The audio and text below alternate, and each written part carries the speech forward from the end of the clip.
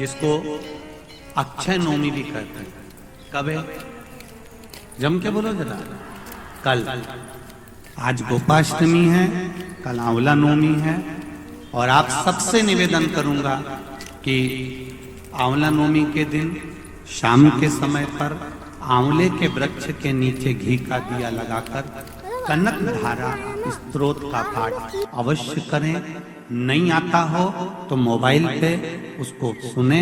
और एक बार आंवला नवमी के दिन आंवले के वृक्ष के नीचे कनक धारा स्तोत्र का पाठ चाहे संस्कृत में चाहे हिंदी में करना चाहिए। उससे साल भर लक्ष्मी की कमी नहीं आती और आनंद का अनुभव होगा। करो। एक कितना सुंदर संवाद यहां पर लिखा हुआ है। देव उठनी एकादशी के दिन भगवान उठेंगे और देव उठनी एकादशी के दिन भगवान उठकर अपना कार्यभार भगवान शंकर जी से लेंगे। उससे पहले ऐसा नहीं है कि केवल देव उठनी एकादशी पर भगवान उठेंगे।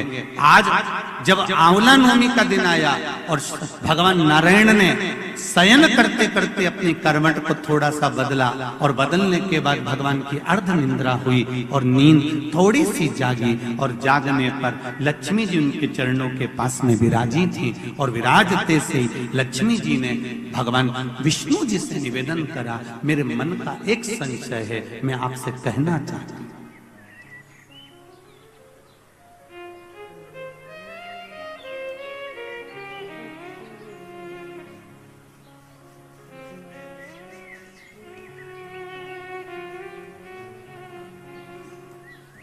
ये हमारे मन का भाव है कि हम भगवान को देव सोनी एकादशी पर सुलाते हैं और देव उठनी पर उठाते हैं। पर हमारी श्रीमद् भागवत कथा कहती है, शिव महापुराण की कथा कहती है, अग्नि पुराण, पद्म पुराण, नर्मदा पुराण हमको वर्णन करती है। एक क्षण की निंद्रा ब्रह्मा जी को आई थी और ब्रह्मा जी की झपकी एक क्षण की लगी थी और हाथ से वेद नीचे गिर गए थे। वेद नीचे गिरे, हयग्रीवा ने धारण कर लिए और चारों तरफ पानी पानी हो गया और पूरी पृथ्वी पानी में जल में मग्न होने लगी। जरा विचार करिएगा, एक क्षण की निंद्रा ब्रह्मा जी को आई और वेद हाथ से चले गए और पानी पानी हो गया। और हम कहते हैं कि देव सोनी एकादशी पर देवता सोते हैं और देव उठनी पर उठते हैं। अगर 4-6 महीने जम के अगर वो सो गया तो एक भी नहीं दिखेगा भीखण का।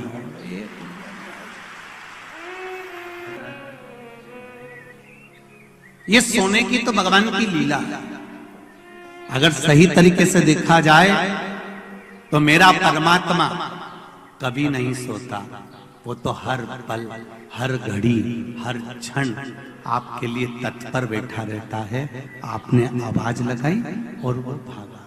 देव सोनी एकादशी पर भगवान सोए और देव उठनी एकादशी पर भगवान उठ रहे हैं। उससे पहले जो आंवला नवमी आई, इसको अक्षय नवमी कहा जाता है, इसको आनंद की नवमी कहा जाता है, भंडार भरने वाली नवमी कहा जाता है। उस दिन दिया गया, भरा गया, पुण्य समाप्त नहीं होता, इसलिए इसको अक्षय नवमी भी कहा जाता है। तो लक्ष्मी जी के मन में भाव उत्पन्न हो गया। लक्ष्मी जी ने कहा, प्रभु मेरे को पूछना है आपसे कुछ, मेरे मन का संशय मिटा दीजिए। तो भगवान ने पूछा, वो संशय कौन सा?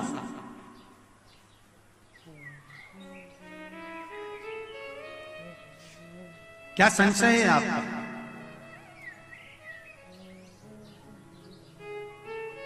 मेरा संशय केवल इतना सा है, क्या सोने से पहले आपने भगवान शंकर को पूरी सृष्टि का भार दिया था? क्या शंकर भगवान पूरी सृष्टि को सही से चला रहे हैं? आपको ज्ञात है? भगवान विष्णु बोले, हाँ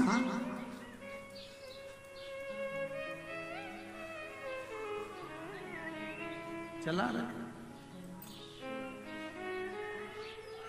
संशय मिटा दो। भगवान ने कहा, कौन सा संशय? मुझे थोड़ी सी परीक्षा। अभी तक नारायण भगवान करवट लिए थे, आज नारायण भगवान सीधे होकर पूछ रहे हैं परीक्षा आपको लेना है? हाँ, लक्ष्मी विचार कर लेना। लक्ष्मी तुम्हारे मन में क्या शंकर भगवान के प्रति भेद उत्पन्न हो रहा है? शिव जी के प्रति भेद उत्पन्न हो रहा है? मेरा एक निवेदन पूर्ण श्रोता भाइयों से निवेदन है, शंकर भगवान पर कभी भेद उत्पन्न मत करना। क्या शिव जी को जल चढ़ाने से ऐसा होता है? क्या बेलपत्री खाने से ऐसा होता है?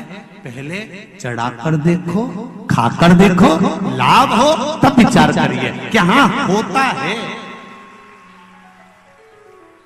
को हम अपने जीवन में उतारें कि आंवला नवमी के दिन आंवले के वृक्ष के नीचे कुछ खाने का नियम क्यों है? बोलो, यहाँ से पहले लोग आंवला के पेड़ के नीचे पिकनिक मनाने जाते थे कि नहीं जाते? आंवले के वृक्ष के नीचे बैठते कि नहीं बैठते? क्यों? कोई तुमसे पूछे, कल के बच्चे तुमसे प्रश्न कर लेंगे, मम्मी ये आंवले के वृक्ष के नीचे क्यों पूजन करती हो? आंवले के पेड़ के नीचे क्यों जाती हो? आंवले के वृक्ष के नीचे पिकनिक मनाने क्यों जाना चाहिए? आंवले के वृक्ष के नीचे कुछ क्यों खाना चाहिए? आंवले के नीचे बैठकर दीप क्यों जलाना चाहिए? आज के बच्चे, जो विज्ञान का युग है, इस विज्ञान के युग के बच्चों को विज्ञान के साथ जोड़कर बताना पड़ेगा आपको कि आंवले के वृक्ष की महत्वता क्या है।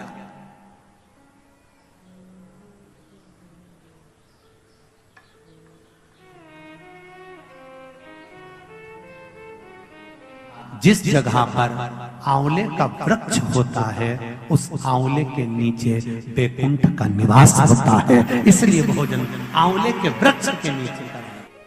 कल आंवला नवमी है, आंवले के वृक्ष की पूजन मेरी माताएं, मेरी दीदियां, मेरी बेटियां जब करें, भाई लोगों से भी निवेदन है, समय निकाल कर, केवल माताओं के लिए आंवले का वृक्ष नहीं है, आपके लिए भी है।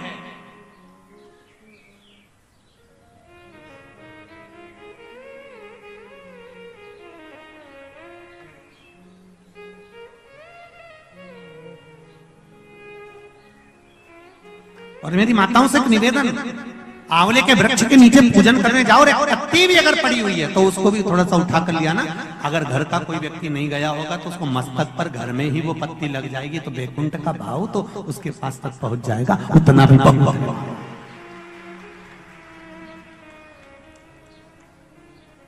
हमने मारवाड़ में देखा है कि आंवले के वृक्ष की पूजन करते समय माताएं आंवले की छाल का भी स्मरण करती है। अपनी चीटी उंगली अंगुष्ठ से मारवाड़ी माताएं उसको भी अपने पल्लू में लेकर आती है, दीप प्रज्वलन करती है, उसको अलमारी में लाल वस्त्र के अंतर्गत तिजोरी में रखती है। क्यों? क्योंकि वो बैकुंठ का एक हिस्सा, बैकुंठ का एक भाव। ब्रह्मदेव करें आंवले के वृक्ष के नीचे शंकर भगवान भोजन कर लें तो बैकुंठ के भोजन का फल मिलता है। बैकुंठ के भोजन का फल, हाँ, लक्ष्मी जी ने उसी समय पर आंवले के वृक्ष के नीचे भोजन की व्यवस्था करी। शंकर भगवान भोजन करने के लिए बैठे, जैसे ही माता लक्ष्मी ने भोजन लगाया है, शंकर भगवान ने एक ग्रास भोजन को लिया, पाया और उठकर शंकर भगवान चले गए। थोड़ी देर बाद वापिस लौट कर आ गए, बैठ गए। पूछा महारानी ने, माता लक्ष्मी ने, मेरे शंभु, मेरे बाबा, मेरे भोलेनाथ, मेरे प्रभु कहाँ चले गए थे आप भोजन की थाली को छोड़कर? तब शिव जी कहते हैं, कोई 4 संत भूखे रह गए थे, उनको भोजन कराने चला गया था।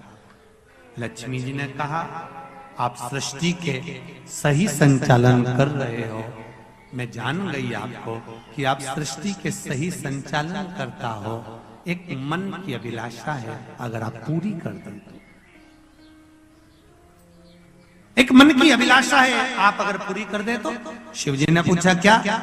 मेरा मन है, आप अगर ब्रह्म मुहूर्त में सुबह का समय भोजन ग्रहण कर रहे हैं तो शाम का भोजन भी मेरे ही इस बैकुंठ में श्रवण भोजन ग्रहण करें। शिव जी ने कहा, शाम को तो मैं पार्वती के साथ भ्रमण पर निकलता हूं, पर दोपहर के समय पर मैं आपके यहाँ भोजन करने फिर आऊंगा। अब की बार लक्ष्मी जी ने भोजन कराने बैठने से पहले माता लक्ष्मी ने 5 चींटियों को एक डब्बी में भरकर बंद कर दिया।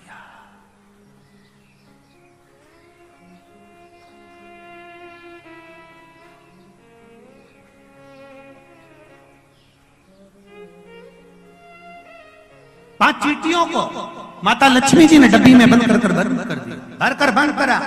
शिव जी भोजन करने बैठे, बड़े प्रेम से भोजन पा रहे हैं भोलेनाथ, और आवाज लगाया भोलेनाथ जी ने, श्री शिवाय नमस्तुभ्यम। आप सभी भक्तों को हमारी तरफ से हर हर महादेव।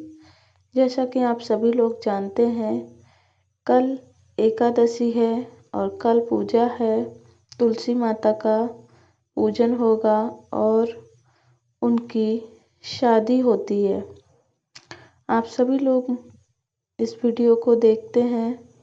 अगर हमारे चैनल को देखते हैं और आप सभी लोगों को ये वीडियोस अच्छी लगती हैं तो हमारे चैनल को लाइक करके, चैनल को सब्सक्राइब करके बेल आइकन को प्रेस ज़रूर से कर लेना। और अगर ये वीडियो अच्छा लगा है तो इस वीडियो को लाइक ज़रूर करना और कमेंट में ज़रूर बताना कि आप सभी लोगों को हमारे वीडियोस कैसे लगते हैं। तो चलिए हम मिलते हैं नए वीडियो में नए टॉपिक के साथ। तब तक के लिए हर हर महादेव। श्री शिवाय नमस्तुभ्यम सभी भक्तों को।